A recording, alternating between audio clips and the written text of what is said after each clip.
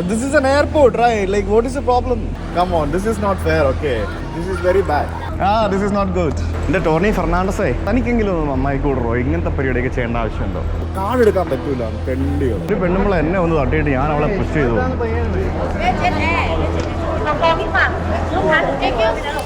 നമസ്കാരം ഗൈസ്, നമ്മൾ ഇന്ന് കറാബിയിൽ നിന്നും ബാങ്കോക്കിലേക്ക് പോവുകയാണ്. സഹീർ ഭായി അവിടെ എത്തിയിട്ടുണ്ട്. അവിടെ എത്തിയിട്ട് ഇമിഗ്രേഷൻ എല്ലാം കഴിഞ്ഞ് ഹോട്ടലിൽ പോയി എന്നാണ് ഇപ്പോൾ പറഞ്ഞ ലാസ്റ്റ് അപ്ഡേറ്റ്. ഞാൻ വൈകിട്ടേ എത്തുള്ളൂ. പുള്ളി ഇന്ന് ഓവർനൈറ്റ് യാത്രയായിരുന്നു. അപ്പോൾ പുള്ളി മിക്കവാറും പകൽ കിടന്ന് ഉറങ്ങുമായിരിക്കും. മിക്കവാറും ഇന്ന് രാത്രി ഉറക്കം ഉണ്ടാകാൻ സാധ്യതയില്ല. പകൽ മൊത്തം കിടന്ന് ഉറങ്ങിയിട്ട് രാവിലെ ഞങ്ങൾ ബ്രേക്ക്ഫാസ്റ്റ് കഴിക്കാനായിട്ട് ഹോട്ടലിൻ്റെ മുമ്പിലുള്ള ഒരു സ്ഥലത്ത് വന്നിരിക്കുകയാണ്. എൻ്റെ സ്റ്റിർ ഫ്രൈഡ് ഇൻസ്റ്റൻറ്റ് ന്യൂഡിൽ അവരവിടെ അകത്തുണ്ടാക്കിക്കൊണ്ടിരിക്കുകയാണ്. പുറത്ത് അതിഭയങ്കരമായിട്ടുള്ള മഴയാണ്. അപ്പോൾ ഇന്ന് ഉച്ചക്കല്ല, ശരിക്കും വൈകിട്ടാണ് ഫ്ലൈറ്റ്. രാവിലെ ഉള്ള ഫ്ലൈറ്റ് എടുത്താൽ മതിയായിരുന്നു. പക്ഷേ 4:30. എൻ്റെ ഫ്ലൈറ്റ് 4:30. 12 മണിക്ക് ചെക്കൗട്ട് ചെയ്തിട്ട് 4:30 വരെ എന്നെ ചെയ്യും. എയർപോർട്ടിലാണ് ഒരു കുന്തവും ഇല്ല. പോയിരുന്നു കഴിഞ്ഞാൽ അവിടെ ഒരു കട പോലും ഉണ്ടാവില്ല. എന്തെങ്കിലും ചെയ്യണം ഗൈസ്. മഴയാണ്, നോക്കട്ടെ. ആദ്യം ഫുഡ് അടിക്കാം. Okay, thank you. ലുക്കില്ലേ, നല്ല ലുക്കില്ലേ? അതാണ് ഇത്. സ്റ്റിർ ഫ്രൈഡ് ആണ്, അതായത് സ്റ്റിർ ഫ്രൈഡ് നൂഡിൽ. അത് കുറേ സാധനങ്ങളൊക്കെ ഇട്ട് തരും. മഴ മൂത്ത് ഗൈസ്, നോക്കിയോ, ഭയങ്കര മഴ. ഇവിടുന്ന് ഹോട്ടലിലേക്ക് എങ്ങനെ നടന്നു പോയിനി, അടിപൊളി ഗൈസ്. നമ്മൾ ഹോട്ടലിൽ ചെക്കൗട്ട് ചെയ്തിട്ട് ഞങ്ങൾ ഇറങ്ങി. അങ്ങനെ ഇഷ്ടംപോലെ സമയമുണ്ട്, 2-3 മണിക്കൂർ സമയമുണ്ട്. എന്നാ ചെയ്യണമെന്ന് അറിയത്തില്ല. മഴ ഒന്നും നമ്മൾ നോക്കാം എന്താ ചെയ്യാൻ പറ്റുക എന്നുള്ളത്. മഴ തോടിയല്ലോ നമ്മൾക്ക്. ഇവിടെ 150 ബാത്തിന് എയർപോർട്ടിലേക്ക് ജോയിൻറ്റ് വാൻ കിട്ടുന്ന ഒരു കട കണ്ടു. അപ്പോൾ താങ്ക് യു സോ മച്ച്. അപ്പോൾ ഇവിടെ ഇങ്ങനെ പരിപാടി എന്ന് പറഞ്ഞു കഴിഞ്ഞാൽ ഈ ഓരോ ഫ്ലൈറ്റിൻ്റെ ഡിപ്പാർച്ചർ ടൈം കൊടുത്തിട്ടുണ്ട്. അപ്പോൾ അതേ ഫ്ലൈറ്റുകൾക്ക് ഈ സമയത്ത് പോയാൽ മതി എന്നാണ് അവർ പറയുന്നത്. അപ്പോൾ എൻ്റെത് FD 4401 ആണ്. ടോണി ചേട്ടൻ്റെ TR 685 ആണ്. 4:45 5:30. അപ്പോൾ അതിന് ഈ 2:10 ഈ ഒരു ബസ്സിന് പോയാൽ മതി എന്ന് പറഞ്ഞാൽ ഞാൻ ഇവിടെ നിന്ന് ബുക്ക് ചെയ്തു. Thank you. Okay, bye. അപ്പോൾ ഞാൻ അവിടെ നിന്ന് ഇത് ബുക്ക് ചെയ്തു. 300 ബാത്ത്. അങ്ങനെ നമ്മളെ എയർപോർട്ടിലേക്ക് കൊണ്ടുപോകുന്ന വണ്ടി വന്നു. ഈ കാണുന്ന വാനിലാണ് നമ്മൾ പോകുന്നത്. ചേട്ടൻ ഹോട്ടൽ റിസപ്ഷനിൽ വന്ന് നമ്മളെ വിളിച്ച് എൻ്റെ പെട്ടി എടുത്തുകൊണ്ട് ചേട്ടൻ വണ്ടിക്കകത്ത് കൊണ്ടുവയ്ക്കുന്നുണ്ട്. ഷെയർഡ് വാനാണ്. അപ്പോൾ നമ്മൾ വേറെ 2 പേരുണ്ടാവും അതിനകത്ത്. ടിക്കറ്റാ? ഓക്കെ, ടിക്കറ്റൊക്കെ എവിടെ? ബ്രോ, എൻ്റെ KLTK ട്രിപ്പൊക്കെ ഓർമ്മ വരുന്നു ഈ ബാഗൊക്കെ കാണുമ്പോഴത്തേക്കിനും. ഇത് ശരിക്കും ബാക്ക് പാക്കേഴ്സ് ആണ് ഇങ്ങനത്തെ ഷെയർഡ് അക്കോമഡേഷൻ ഒക്കെ യൂസ് ചെയ്യുന്നത്. കാരണം അഫോർഡബിൾ അല്ലേ. നമുക്ക് 2 പേർക്ക് 300 ആയില്ലേ. നമ്മുടെ 370 400 രൂപയ്ക്ക് ഗ്രാബ് കിട്ടും. അപ്പൊ ആ 70 രൂപയും കൂടെ ലാഭിക്കാൻ വേണ്ടിയാണ് ആൾക്കാർ ഇതെടുക്കുന്നത്. ഇനി ഒരാളാണെങ്കിൽ ഇതാ ലാഭം. 3-4 പേരുടെ ഇത് ലാഭമല്ല. ഒരാൾക്ക് 150, ഒരാളാണെങ്കിൽ ഇതാ ലാഭം. പക്ഷെ അതാണ് സംഭവം. നമ്മൾ ലാസ്റ്റ് ബുക്ക് ചെയ്തുകൊണ്ടായിരിക്കും നമ്മളെ പിടിച്ച് ലാസ്റ്റ് സീറ്റിലിരുത്തി ഗൈസ്.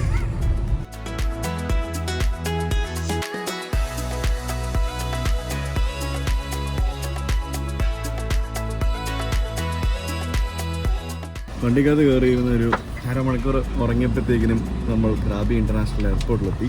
വണ്ടിക്കകത്ത് നിറച്ച ആളുണ്ടായിരുന്നു കേട്ടോ. പുള്ളി ഭയങ്കര ലാഭമാണ് ഇങ്ങനെ ട്രിപ്പ് നടന്നത്. എല്ലാവരുടെയും 150 രൂപ വെച്ച് കിട്ടിയാൽ ഒരു 10-2000 ബാത്തായില്ലേ. 150 പുള്ളിക്ക് കിട്ടത്തില്ലല്ലോ, കമ്മീഷൻ പോകത്തില്ലേ. എയർപോർട്ട് വളരെ ചെറിയ ഒരു എയർപോർട്ടാണെന്നുണ്ടെങ്കിലും ഇവർ ഫ്യൂച്ചറിൽ എക്സ്പാൻഡ് ചെയ്യാൻ പറ്റുന്ന രീതിയിൽ ഒത്തിരി സ്ഥലം ഇട്ടിട്ടാണ് ഇതിൻ്റെ ഡിസൈനൊക്കെ ചെയ്തിരിക്കുന്നത്. Gate 3 അറിയില്ല. Gate 3 കാരണം ഇത് സ്കൂട്ടും ഡൊമസ്റ്റിക് ഇന്റർനാഷണൽ എല്ലാം ഒറ്റ സ്ഥലത്ത് തന്നെയാണ്. ഇത് ഇന്റർനാഷണൽ ഡിപ്പാർച്ചർ. ഈ കാണുന്നത് ചെക്ക് ഇൻ കൗണ്ടർ. അപ്പോൾ എൻ്റെ അവിടെ അപ്പുറത്തായിരിക്കും. ഓക്കെ, അപ്പോൾ സീ യു ടുമോറോ. അല്ല, സീ യു ടുമോറോ അല്ല, ഇത് ഉടനെ ഒന്നും കാണണ്ട. സിംഗപ്പൂർ എപ്പോഴും വരാം. നമ്മളിനി കുറച്ച് ദിവസം അടിച്ചൊക്കെ കുളിച്ച് ഇനി നമ്മൾ സിംഗപ്പൂർ കാണും. അപ്പം ഞാനിനി ഏതെങ്കിലും രാജ്യത്തേക്ക് പോകുന്ന വഴിക്ക് സിംഗപ്പൂർ വഴി വരുന്നതായിരിക്കും. അപ്പോൾ കാണാം.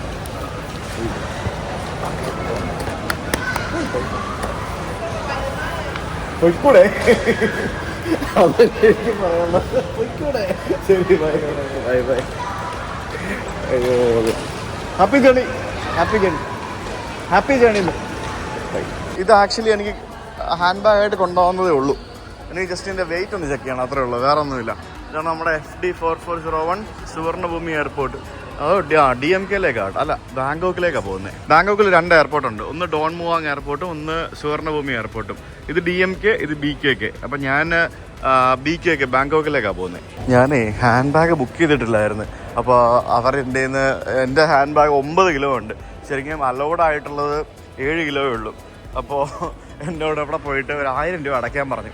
1000 രൂപ വലിയ കത്തി അല്ലാത്തത് കൊണ്ട് ഞാൻ 1000 രൂപ അടയ്ക്കാനായിട്ട് റെഡിയായി. ഇല്ലാന്നുണ്ടെങ്കിൽ ഇപ്പം കുറച്ച് ആ ബാഗിനകത്തുള്ള ഡ്രസ്സെല്ലാം കൂടെ എടുത്ത് ഞാൻ ഇട്ടേനെ. ഇതാണ് എയർ ഏഷ്യയുടെ sales counter. This is an airport, right? Like, what is the problem? We accept the credit card. I can give you credit card. Minimum is 500 baht. Oh, what is that? That's not good. I'm so sorry. I don't have to take the cash again. It's expensive. I have to pay 250 baht service charge for taking cash. I'm so sorry, but this amount can't take cash. Then what should I do? I'm paying just for 1.5 kg extra. You know that? It's just 1.5 kg extra. I'm paying this much money. I'm ready to pay. Like, I don't have cash. I have only card. What to do? Is that my problem? You're not taking the card? Is that my problem? You're not taking the card? And then what? You should write it here. Like, it's not, nothing is written there. Like, you have to write here. Like, you don't accept the card for less than 500. The bag, because you said that it's 1.5 over, right? Yeah. And how many total the packet that you carry right now? It's just 2 pieces. Yeah. Yeah. I can. I'm ready to pay. I am ready to pay. That you charge me, but I have only card with me. I am ready to pay. You charge 500. It's okay. No, it's not okay with us. We cannot charge more than we're gonna accept. Taking money from ATM means I have to pay 250 baht extra, right? They charge 250 baht extra for money from ATM. You can pay 1,300 baht for shipping tax. Come on, this is not fair, okay?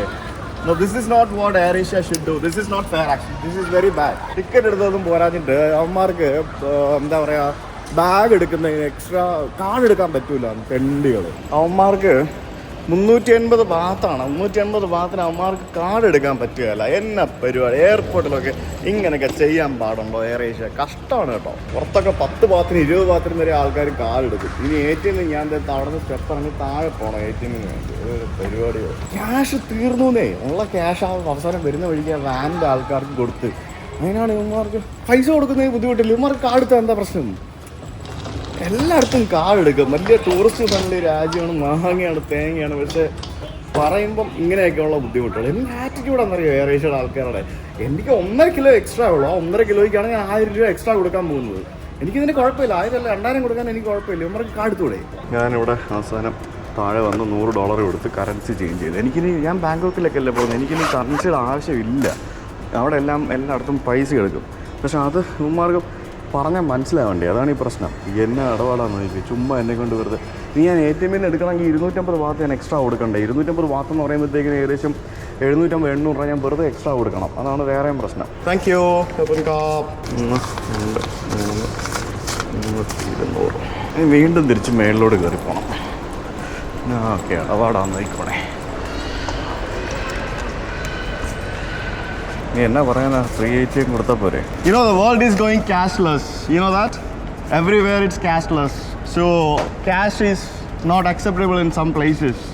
And it's not fair, like an airline, a reputed airline like Air Asia has to do this for people. You should tell Tony Fernandez regarding this, okay? This is not good. I don't mind paying service charge. I don't mind paying anything, but it's not fair. You know, that's not good. And it's a tourist country, right? It's not good. Thank you. My boarding pass? Waiting the boarding. Yeah, I'm waiting for the boarding pass, yeah. Okay, boarding pass and receipt. Thank you. Thank you. Bye-bye. My boarding pass റെസിപ്റ്റും കിട്ടി. എൻ്റെ Tony ഫെർണാണ്ടസേ, തനിക്കെങ്കിലും ഒന്ന് നന്നായി കൂടറോ? ഇങ്ങനത്തെ പരിപാടിയൊക്കെ ചെയ്യേണ്ട ആവശ്യമുണ്ടോ? ഒരു 1000 രൂപ കൊടുക്കാൻ വേണ്ടിയാണ് കേസ് ഇത്രയും കഷ്ടപ്പാടെന്ന് പറഞ്ഞാൽ. ഒന്ന് ആലോചിച്ചു എനിക്ക്. എന്തോന്നടേ ക്യാഷ്ലെസ്? ഇതൊക്കെ നമ്മുടെ UPI തന്നെയാണ് ഏറ്റവും നല്ലൊരു കാര്യം. ഇവിടെ തായ്ലൻഡിൻ്റെ എന്തൊക്കെയോ പരിപാടികളൊക്കെ ചെയ്ത് വെച്ചിരിക്കുകയാണ്. ഇവിടെ എയർപോർട്ടിൽ ആർക്കോ കിട്ടിയ ട്രോഫിയൊക്കെ സെറ്റാക്കി വെച്ചിട്ടുണ്ട്. അപ്പോൾ ഇനി എങ്ങോട്ടാ ഗേറ്റ് എന്ന് ചോദിച്ചു കഴിഞ്ഞാൽ അവിടെ കണ്ടാണ്. ഇത് വലിയ എയർപോർട്ടാട്ടോ. നമ്മൾ പുറത്തുനിന്ന് കാണുമ്പോൾ ചെറുതാണെങ്കിലും അകത്തേക്ക് വരുമ്പോഴത്തേക്കിനും this is actually a big airport. എന്തായാലും ടോണി ഫെർണാണ്ടസ് ചേട്ടാ, എയർ ഏഷ്യൻ്റെ ചേട്ടാ, ഇങ്ങനെയൊന്നും ചെയ്യാൻ പാടില്ല കേട്ടോ. ഇവരുടെ പരിപാടി എന്ന് പറയുമോ? നിങ്ങൾ വിമാനത്തിൽ കയറിയിട്ട് ഞാനൊരു കുപ്പി വെള്ളം വാങ്ങണമെങ്കിൽ 20 ബാത്ത് നിങ്ങൾ ചാർജ് ചെയ്യുമ്പോൾ കാർഡ് അക്സെപ്റ്റ് ചെയ്യത്തില്ലേ? അപ്പോൾ അത് അന്നേരം നിങ്ങൾ 500 ബാത്തിൻ്റെ മിനിമം ട്രാൻസാക്ഷൻ വേണമെന്ന് പറയുമോ? ഇല്ലല്ലോ. അപ്പോൾ എന്ത് പരിപാടിയാണിത്? പക്ഷേ ഇത് ഞാൻ അവിടെ ചോദിക്കാൻ മറന്നുപോയി. ചോദിച്ചിട്ട് വന്നാലോ? അല്ല വേണ്ട, വിട്ടേക്ക്. ഞാൻ പറയുക, നമ്മൾ വിമാനത്തിൽ കയറിയിട്ട് ഒരു 20 ബാത്തോ 30 ബാത്തോ 40 ബാത്തോ 50 ബാത്തിൻ്റെ അല്ല 100 ബാത്തിൻ്റെയൊക്കെ എന്തെങ്കിലും സാധനം വാങ്ങിക്കുമ്പോൾ ഇവർ കാർഡ് അക്സെപ്റ്റ് ചെയ്യുമല്ലോ വിമാനത്തിൽ. What is wrong with that mister Tony Fernandes? you will accept credit card in your flight if I want to purchase something from inside the flight. Like if I want to buy a water, if I want to buy some food or something, 50 baht, 100 baht, you will take card, right? You can take card. So you don't have any minimum limits for 500 rupees. But you have the minimum limit of 500 baht in your airport. What is that? That's stupid rule. Okay. തലിപ്പ് തീരണില്ല, തലിപ്പല്ല, ദേഷ്യം, frustration. ഇത് നമ്മുടെ നാട്ടിലും ഉണ്ട് ഈ പരിപാടി. എനിക്ക് പണ്ട് തിരുവനന്തപുരം എയർപോർട്ടിൽ ഇതേപോലെ സംഭവിച്ചിട്ടുണ്ട്. അയ്യോ, ചില സമയത്ത് ഈ എയർപോർട്ടിൽ പോയിട്ട് ഈ ബാഗേജൊക്കെ എക്സ്ട്രാ ആവണമെന്നുണ്ടെങ്കിൽ ഇവന്മാർ നമ്മളെ വലിപ്പിക്കും. പൈസ കൊടുക്കാൻ റെഡിയാണെന്നുണ്ടെങ്കിൽ അവിടെ പോകണം, ഇവിടെ പോകണം, മറ്റതാണ് മറിച്ചാണെന്നൊക്കെ പറഞ്ഞുകൊണ്ട് എപ്പോഴും ടിക്കറ്റ് എടുക്കുമ്പോഴത്തേക്കിനും എടുക്കുക, അത്രേ ഉള്ളൂ. ഇവർക്ക് എയർ ഏഷ്യയുടെ ആപ്പിൽ നമുക്ക് ടിക്കറ്റ് എടുക്കുമ്പോഴത്തേക്കിനും നമുക്ക് 10 കിലോ ഹാൻഡ് ബാഗ് കൊണ്ടുപോകാവുന്ന ഒരു ഓപ്ഷൻ ഉണ്ട്. ഞാൻ അത് വെച്ചിട്ടാണ് ടിക്കറ്റ് എടുത്തത്. പക്ഷേ അൺഫോർച്ചുനേറ്റ്ലി അവരുടെ ആപ്പിൽ എന്തോ ബഗ് കാരണം എനിക്ക് ആ ടിക്കറ്റ് അത് വെച്ചിട്ട് എനിക്ക് എടുക്കുന്ന സംഭവം കിട്ടിയില്ല. അതാണ് എനിക്ക് പറ്റിപ്പോയത്. അല്ലെങ്കിൽ ഞാൻ ഇപ്പോഴും അങ്ങനെയാണ് ചെയ്യുന്നത്. സെക്യൂരിറ്റി ചെക്ക് കഴിഞ്ഞ് അകത്തേക്ക് വന്നു. ഈ വിമാനത്തിനകത്ത് കയറിയിട്ട് എനിക്ക് ഒരു കുപ്പി വെള്ളം വാങ്ങിച്ചിട്ട് അവന്മാർക്ക് ചോദിക്കണം ക്രെഡിറ്റ് കാർഡ് അക്സെപ്റ്റ് ചെയ്യുമ്പോൾ ക്രെഡിറ്റ് കാർഡിൽ എന്തെങ്കിലും ഇത് ലിമിറ്റേഷൻ ഉണ്ടോ എന്നൊക്കെ. ഇങ്ങനെ വെയിറ്റ് ചെയ്യാം. ഞങ്ങൾ ഒരേ ടെർമിനലിൽ അപ്പുറവും ഇപ്പുറമാണ് ഇൻ്റർനാഷണലും ഡൊമസ്റ്റിക്കും. സോ നമുക്ക് മിക്കവാറും ഇവിടെ ഇരുന്ന് ടോണി ചേട്ടൻ്റെ അപ്പുറത്ത് കാണാൻ സാധിക്കുമായിരിക്കും. നോക്കാം, let's see. Air Asia I'm actually going, yeah. ഇവിടെ ആർക്കും ഒരു ബഹളവും ഇല്ല. ഒരു പെണ്ണുമ്പോൾ എന്നെ ഒന്ന് തട്ടിയിട്ട് ഞാൻ അവളെ പുഷ് ചെയ്തു.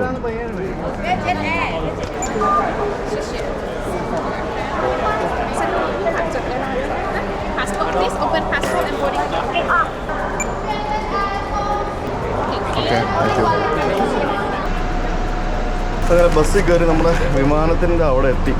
എന്താ പൊന്നൊന്നും പറയണ്ട. അതിനിടയ്ക്ക് ചെക്ക് ഇൻ കൗണ്ടറിലെ ആൾക്കാർ കച്ചറയാക്കിയിട്ട് എൻ്റെ സീറ്റ് ഫ്രണ്ടിൽ നിന്ന് അവർ ബാക്കിലോട്ട് ആക്കിയിട്ട് തോന്നുന്നു. Thank you.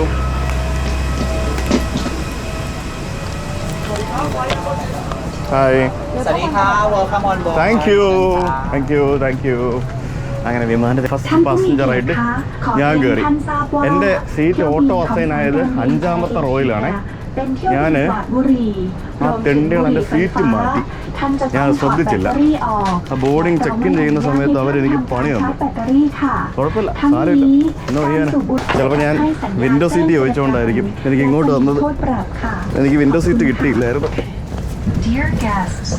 എൻ്റെ പൊന്ന് എയർ ഏഷ്യ, നിങ്ങൾ നമ്മുടെ ഇൻഡിഗോ എന്ത് ബെസ്റ്റാ. നമ്മുടെ ആൾക്കാർ നമ്മൾ ഇൻഡിഗോനെ കുറ്റം പറയും. ഞാൻ മാക്സിമം കുറ്റം പറയാറില്ല, ഞാൻ നല്ല മാത്രമേ പറയുള്ളൂ ഇൻഡിഗോനെ. ഇതൊക്കെ വെച്ച് നോക്കുമ്പോൾ ഇൻഡിഗോ സ്വർഗമാണ്. നമുക്കൊക്കെ ഇൻഡിഗോയ്ക്ക് മിനിമം 15 കിലോ ഹാൻഡ് ബാഗും ഉണ്ട്. പിന്നെ ഒരു 2 ബാഗൊക്കെ എക്സ്ട്രാ കൈ കൊണ്ടുപോയെന്നും പറഞ്ഞുകൊണ്ട് ഒരു 2 കിലോ ഒക്കെ കൂടിയെന്നും പറഞ്ഞുകൊണ്ട് വലിയ പ്രശ്നമൊന്നും ആക്കത്തുമില്ല. ഇവര് പ്രശ്നമാക്കുന്നില്ല, പൈസ വാങ്ങിക്കുകയല്ല എയർലൈനും. പക്ഷേ എയർ ഏഷ്യയുടെ എയർബസ് 320 വിമാനം. ഇവർക്ക് എയർബസ് മാത്രമേ ഉള്ളൂ. പിന്നെ ബോയിങ് ഉള്ളത് വൈറ്റ് ബോഡി എന്തോ ഒരെണ്ണമുണ്ട്. അത്ര ഉണ്ടെന്ന് തോന്നുന്നു, എനിക്ക് ഓർമ്മയില്ല. അത്യാവശ്യം മോശമില്ലാത്ത ലെഗ് സ്പേസ് ഉണ്ട്. ബാക്ക് സീറ്റാണ്. പിന്നെ ഫ്രണ്ട് സീറ്റിൽ കുറച്ചും കൂടെ ലെഗ് സ്പേസ് ഉണ്ടാവും. അവന്മാരെ ഇവിടെ ബുക്ക് വെച്ചിട്ടുണ്ട്, ഇത് കണ്ടല്ലേ, റെഡ് കാർപ്പറ്റ് എന്നും പറഞ്ഞുകൊണ്ട് വേറെ ബുക്ക്. പിന്നെ മേളിൽ എഴുതിയിരിക്കുന്നുണ്ടല്ലേ, റീഡ് മീ ഫോർ ഫ്രീ എന്നും പറഞ്ഞുകൊണ്ട്. ഇതിന് വേണമെങ്കിലും പൈസ വാങ്ങിക്കും ബുക്ക് വാങ്ങിക്കാനെന്നും പറഞ്ഞുകൊണ്ട്. നല്ല അടിപൊളി മാഗസിൻ. എനിക്ക് ഇപ്പോൾ പുതിയ കളക്ഷൻ ഉണ്ട് ഗൈസ്, വിമാനത്തിലെ ഇൻഫ്ലൈറ്റ് മാഗസിൻ്റെ കളക്ഷൻ കുറേ ആയി ഇപ്പം.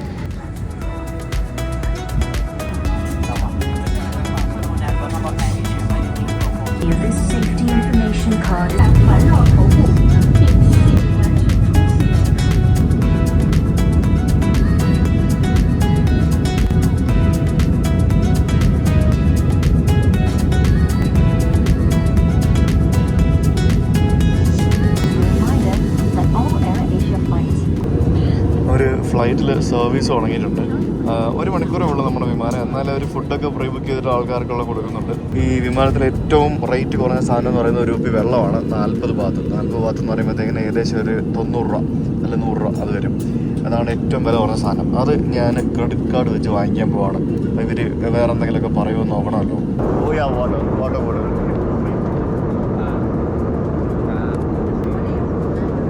ഉണ്ടോ, ഞാൻ കാർഡ് കൊടുത്ത് വെള്ളം തന്ന് 40 ബാത്തിന്. This one 40 baht. Yeah, okay. Thank you so much. Thank you.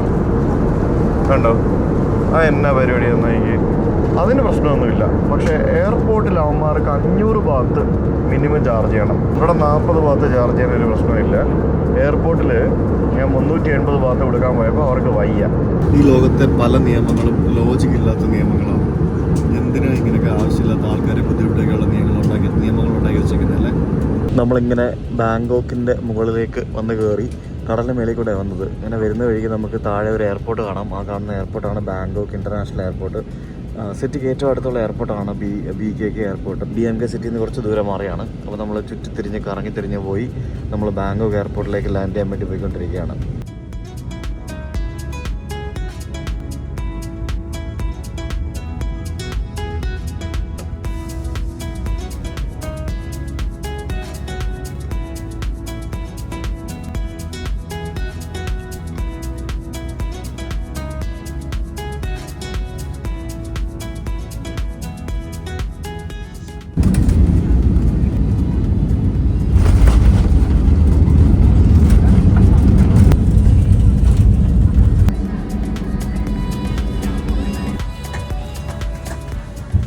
അങ്ങനെ നമ്മൾ ബാങ്കോക്ക് എത്തി. ബാങ്കോക്ക് ഇൻ്റർനാഷണൽ എയർപോർട്ടിലേക്കാണ് എത്തിയിരിക്കുന്നത്.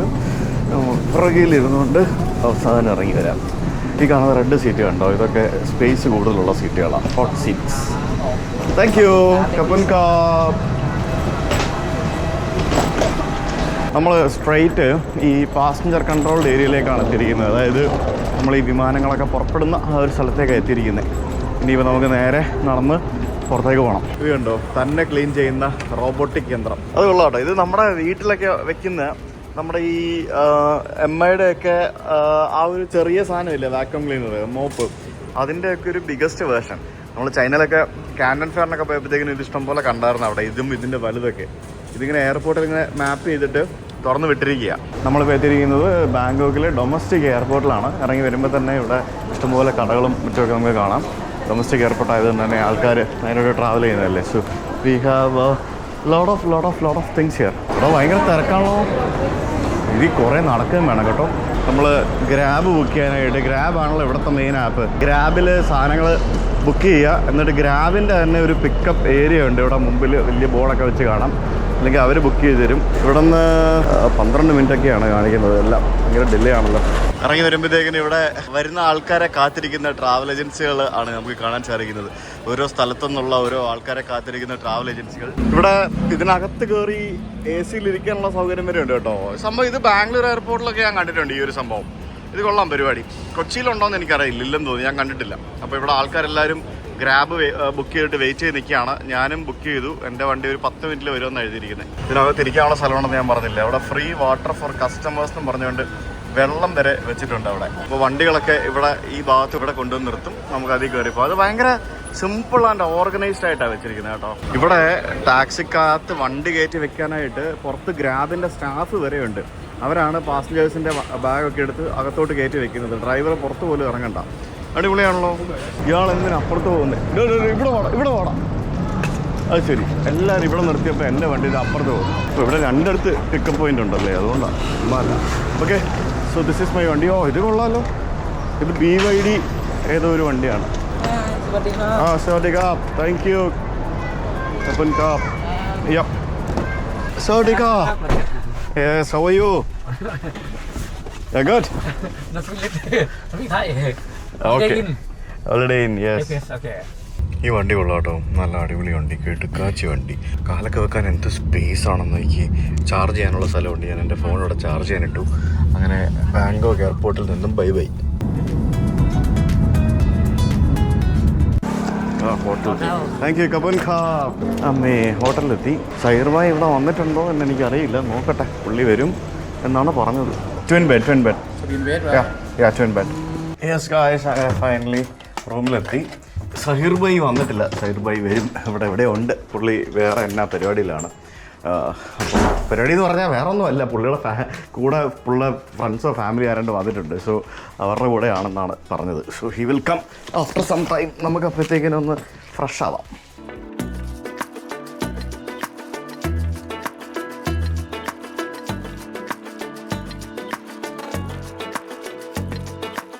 Hi sir, how are you? എല്ലാം ഗുഡാണ്. എല്ലാം good, all good. അങ്ങനെ ഞങ്ങൾ മീറ്റ് ചെയ്തിരിക്കുകയാണ്. ഫൈനലി സഹീർ ഭായി വന്നു. 2 ദിവസം പുള്ളി ഉണ്ടാവും. പുള്ളി എന്നെ വിളിച്ച് കഴിയുന്നുണ്ട്. Yes super rich. Huh? Super rich. Super? Rich. What is super rich? Money exchange. I'm not sure. I don't know. I'm a tourist. I'm also tourist, just know it, right? You can actually check it on Google Maps. Can you check for me? I don't have SIM card. പുള്ളി ഒരു ഹെൽപ്പിന് വേണ്ടി നമ്മളെ contact ചെയ്തതാണ്. നമ്മൾ സഹായിച്ചു. നമ്മളങ്ങനെയാണല്ലോ, നമ്മൾ സഹായശീലരാണല്ലോ അല്ലേ. അങ്ങനെ ഞങ്ങളിപ്പോൾ ചുമ്മാ ഒരു കാവോസാങ് റോഡ് എന്നൊക്കെ പറഞ്ഞുകൊണ്ട് നല്ല ഫുഡൊക്കെ കിട്ടുന്ന ഒരു ഏരിയ ഉണ്ട്. അവിടേക്ക് വന്നാൽ എവിടെ പോയാലും അപ്പൊ ഹിന്ദിയിൽ ആജവോ ബായി ഇന്ത്യൻ ഫുഡ് കാവോ എന്നൊക്കെ പറഞ്ഞുകൊണ്ട് വിളിക്കും ആൾക്കാർ. അതാണ് ഇവിടുത്തെ അവസ്ഥ. ഇപ്പൊ വണ്ടിയൊക്കെ പറന്നാണ് ഗൈസ് പോകുന്നത്. ഇവിടെ ഈ കാണുന്നതൊക്കെ റെസ്റ്റോറന്റ് ആണ്. ഇവിടെ ഫുള്ള് ഫുഡിന്റെ പരിപാടികളാണ്. ഫുഡ്. പിന്നെ നമ്മുടെ ബാങ്കോക്കിന്റെ ആ ഒരു ഓട്ടോറിക്ഷ. പിന്നെ ഇവിടെ വന്നു കഴിഞ്ഞാൽ ഫുൾ കാണുന്ന തായ് ഫുഡ്. ഫുൾ ഈ ഒരു സ്ട്രീറ്റ് കംപ്ലീറ്റ് ഫുഡ് പരിപാടികളാണ്. ഇത് തായ്ലൻഡ് ഷവർമയാണ് തോന്നുന്നു കേട്ടോ. സ്പ്രിംഗ് റോളൊക്കെ അല്ലേ ഈ ഉണ്ടാക്കി വെച്ചേക്കുന്നത്. അടിപൊളി സ്പ്രിംഗ് റോള്. പിന്നെ എല്ലാത്തിൻ്റെ ഫോട്ടോയും പേരും ഒക്കെ വെച്ചിട്ടേ അത് ഭയങ്കര ചെറിയ പൈസ ഉള്ളു കേട്ടോ. ഇവിടെ ടാറ്റു അടിക്കുന്ന ആൾക്കാരെ കാണാൻ സാധിക്കും. നമുക്ക് ഡിഫറെൻറ്റ് ടൈപ്പ് ഓഫ് ടാറ്റൂസ്. എനിക്കൊന്ന് ടെമ്പററി ടാറ്റുകളായിരിക്കും. അതൊക്കെ ഇവിടെ അടിച്ചു കൊടുക്കുന്നുണ്ട്. കുറേ ആൾക്കാർ ടാറ്റു അടിക്കുന്നുണ്ട് ഇവിടെ ഇരുന്ന്. ഗംഭീർ സ്ഥലം കേട്ടോ. ഫുള്ള് ഫുഡും പരിപാടികളൊക്കെയാണ്. ഫുഡ് എന്ന് പറഞ്ഞുകൊണ്ട് variety type of food. Hi, ഞങ്ങളിവിടെ ഒരു തട്ടുകടയിൽ നിന്നും ഒരു ഫുഡ് എന്തോ ഒരു സംഭവം പറഞ്ഞിരിക്കുകയാണ്. പുള്ളി അതവിടെ ഉണ്ടാക്കിക്കൊണ്ടിരിക്കുകയാണ്. കണ്ടില്ലേ കാണുന്ന സംഭവങ്ങളൊക്കെ കണ്ടില്ലേ. തായ്ലൻഡിലെ തട്ടുകടയാണ് സുഹൃത്തുക്കളെ നിങ്ങൾ കാണുന്നത്. തായ് തട്ടുകട നല്ല അടിപൊളി. ഒരു ഈച്ച പോലും ഇല്ല കേട്ടോ ഒരു സ്ഥലത്തും. എന്ത് വൃത്തിയോടെയാണ് അവർ സൂക്ഷിച്ചിരിക്കുന്നതൊക്കെ. നമുക്കുള്ളൊരു ഫ്രൈഡ് റൈസ് ഉണ്ടാക്കിക്കൊണ്ടിരിക്കുകയാണ് പുള്ളി.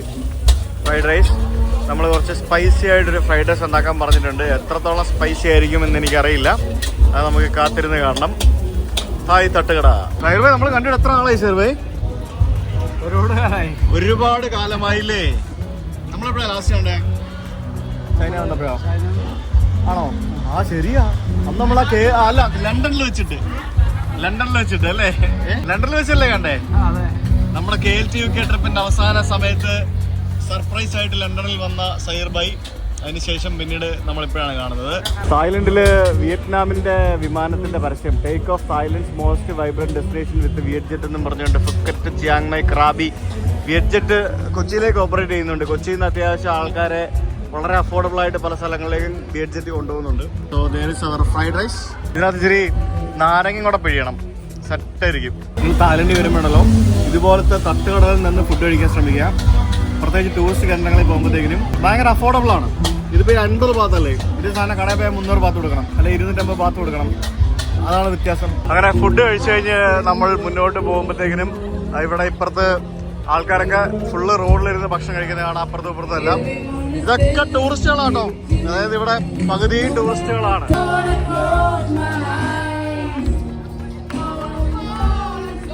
എല്ലാവരും പാട്ടൊക്കെ പാടി ഫുഡൊക്കെ കഴിച്ച് ബിയറൊക്കെ കുടിച്ച് ഇങ്ങനെ സ്ട്രീറ്റിലിരിക്കുകയാണ്. നോക്കിയേ, സ്ട്രീറ്റിലാണ്. അതിനിടയ്ക്ക് ധാരാളം സ്ട്രീറ്റ് ഫുഡുകൾ, പല ടൈപ്പ് ഫുഡ്. ഇവരൊക്കെ രാവിലെ വരെ ഉണ്ടാവും. ഇതൊക്കെ മറ്റേ ഗ്രില്ല് ചെയ്ത് തരുന്ന സാധനങ്ങളാണ്. കണ്ടില്ലേ നോക്കി, സോസേജും പല ടൈപ്പ് മീറ്റും വെജിറ്റബിൾസും അതും ഇതും എല്ലാം ഉണ്ട്. അതിന് നടുവിൽ നിന്ന് ഒരാള് മീൻ ചുടുന്ന കണ്ടില്ലേ, ഫിഷ് ഗ്രില്ല് ചെയ്തോണ്ടിരിക്കുകയാണ്. കണ്ടില്ലേ, ഇത് കണ്ടില്ലേ, കഞ്ചാവ് വരെ ഓഫറിന് വിൽക്കാൻ വെച്ചിരിക്കുകയാണ്. കണ്ടില്ലേ, buy 3 get 3 free, buy 2 get 1 free എന്നൊക്കെ പറഞ്ഞുകൊണ്ട് വെച്ചിരിക്കുന്ന വേണ്ട.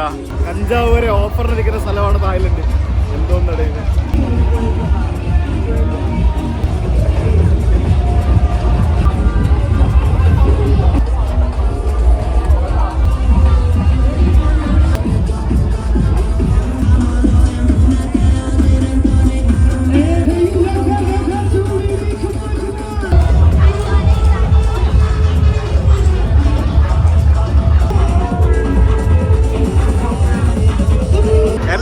പാട്ട് വെച്ച് ആൾക്കാർ ആകർഷിച്ചുകൊണ്ടിരിക്കുക.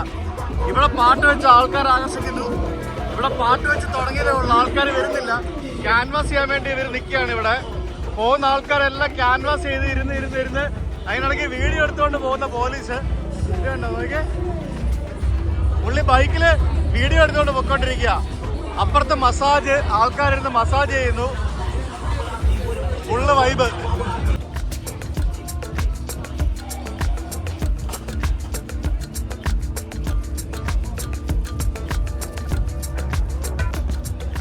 Minimal massage. ഇവിടെ മുമ്പിൽ ഇങ്ങനെ റോഡിലിരുന്ന് ഭക്ഷണം കഴിക്കുന്ന പോലെ തന്നെ റോഡിലിരുന്ന് മസാജും ചെയ്യും. അത് കണ്ടില്ലേ, ഈ കാണുന്നതൊക്കെ ആൾക്കാരിരുന്ന് മസാജ് ചെയ്യാൻ വേണ്ടിയുള്ള കസേരകളാണ്. അതേപോലെ നമുക്ക് ഇവിടെ ഇരുന്ന് മസാജ് ചെയ്യാം, അതിന് വേണ്ടിയുള്ള പരിപാടികളാണ്. റോഡിലിരുന്ന് മസാജ് ചെയ്യാം, റോഡിലിരുന്ന് ഭക്ഷണം കഴിക്കാം, റോഡിലിരുന്ന് കള്ള് കുടിക്കാം, റോഡിലിരുന്ന് എന്തും ചെയ്യാം.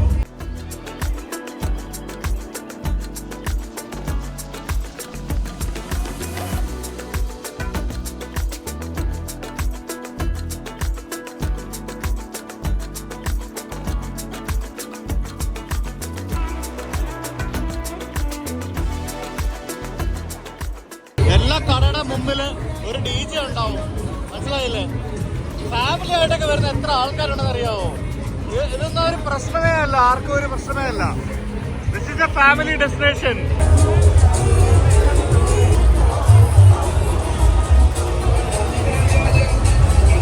ഈ ഒരു സ്ട്രീറ്റിലൂടെ നേരെ പാര നടക്കുമ്പോഴത്തേക്കിനും എന്തൊക്കെ കാഴ്ചകളാ കാണുന്നതെന്നറിയാവോ? എല്ലായിടത്തും ബഹളമാ, ബഹളം.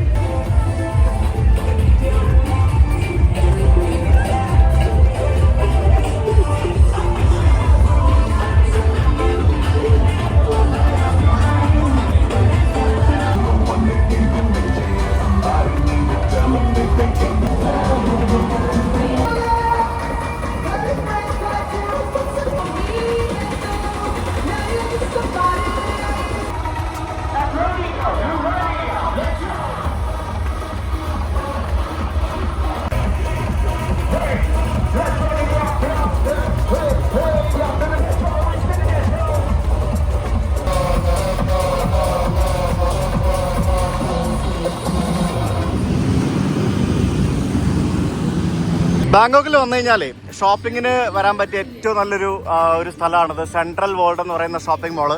എല്ലാവരും ഐക്കോൺ ചെയ്യാൻ പോവും. ഐക്കോൺ ചെയ്യാൻ ഭയങ്കര എക്സ്പെൻസീവ് ബ്രാൻഡുകളുടെ സ്ഥലമാണ്.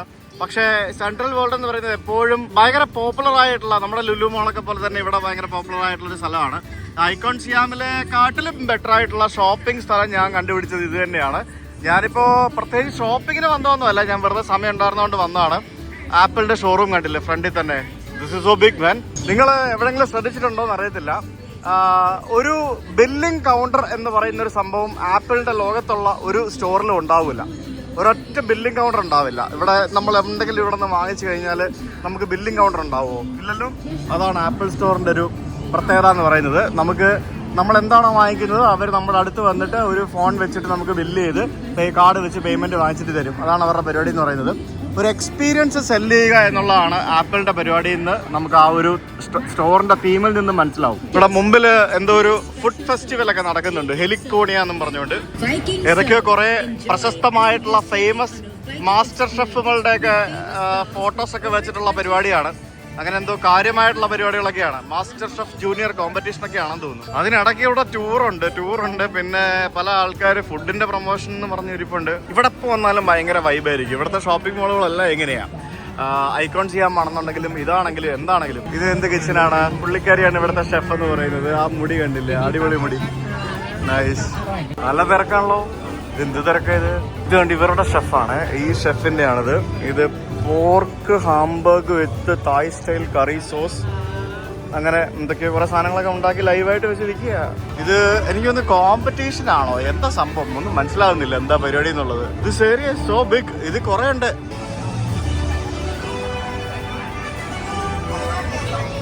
നെക്സ്റ്റ് അയൺ ഷെഫ് A11, പിന്നെ മാസ്റ്റർ ഷെഫ് പ്രൊഫഷണൽ A12 നമ്പറൊക്കെ കൊടുത്തിട്ടുണ്ട്. ഇനി ഇത് കോമ്പറ്റീഷൻ ഐറ്റമാണോ ഇതിന്റെ പരിപാടി മനസ്സിലാകുന്നില്ല. അല്ലെങ്കിൽ ഇവരിവിടത്തൊക്കെ ഫേമസ് ഷെഫുമാരായിരിക്കാനാണ് സാധ്യത എന്ന് തോന്നുന്നു. ഇത് എന്ത് തിരക്കാണ് അത്. ഇപ്പൊ വന്നിരിക്കുന്ന ഉച്ചയ്ക്ക് 3 മണി സമയമാണ്. 3 മണിക്ക് ഇവിടുത്തെ തിരക്ക് ഉണ്ടാവും. ഇവിടെ എപ്പോൾ നോക്കിയാലും തിരക്കാം. വൈകിട്ടാകുമ്പോഴത്തേക്കിനും പിന്നെ കാലൂത്ത സ്ഥലം ഉണ്ടാവില്ല. ഇതെന്താ പരിപാടി? എല്ലാം തായ് ഫുഡ് കേട്ടോ, കൂടുതലും തായ് ഫുഡിന്റെ പരിപാടികളൊക്കെ തന്നെയാണ്. ഇവിടെ എന്തൊക്കെയോ കുറെ വെറൈറ്റി സാധനങ്ങളൊക്കെ ഉണ്ട്.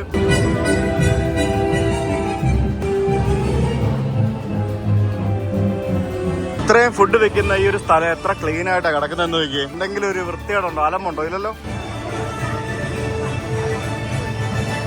ഈ ഓരോ കടകളിലും അതിന്റെ മുമ്പിലും അവിടുത്തെ ഷെഫുമാരുണ്ട് കേട്ടോ. ആൾക്കാരൊക്കെ അവരോട് നിന്ന് ഫോട്ടോ എടുക്കുന്നുണ്ട്.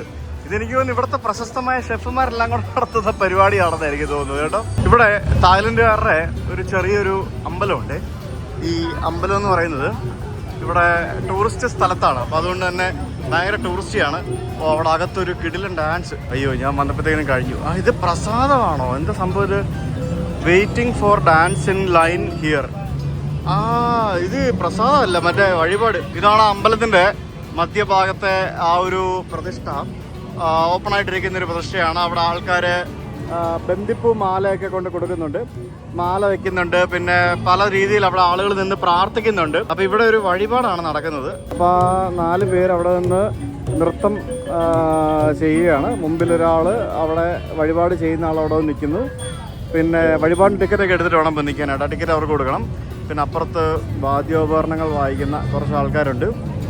ഇതാണ് ഇവിടുത്തെ പരിപാടി. ഇതാണ് ഇവിടുത്തെ ഒരു സെറ്റപ്പ് എന്ന് പറയുന്നത്. ഇവിടുത്തെ മെട്രോ ട്രെയിനുകൾ പോകുന്ന വഴിയാണ്. ഭയങ്കര തിരക്കുള്ളൊരു സ്ഥലമാണ്. ആ സെൻട്രൽ ഷോപ്പിംഗ് മോളിൻ്റെ തൊട്ടടുത്തായത്.